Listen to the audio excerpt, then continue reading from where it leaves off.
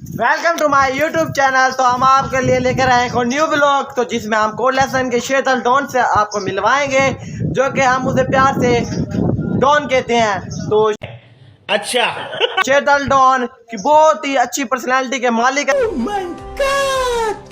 तो हम आपको उसकी दुकान पर लेके चलते हैं और उसका हाल बताते हैं। अभी मजा आएगा ना भिड़ो। गाइस, हम आ गए हैं शीतल की दुकान पर। तो ये है शीतल डॉन। तो हाय शीतल डॉन, कैसे हो? ठीक हो? कैसे हो? ठीक हो? अल्हम्दुलिल्लाह ठीक ठाक। तो हम आपको बताएंगे कि ये वो शख्स है कि इस प्यार से हम शीतल डॉन कहते हैं, मगर इसने आज तक राजमपुर भी नहीं देखा। तो शीतल भाई, आप हमें बता सकेंगे कि आप हमारे चैनल को देखते हो, व्लॉग देखते हो, तो आप बताएं कैसा आपको मजा आता है? बहुत अच्छा मजा आता है। अच्छा तो आप इन्हें बताएं कि हमारे कैसे व्लॉग होते हैं, इनको सब्सक्राइब भी करें और लाइक भी बताएं और घंटी को बजाना भूले।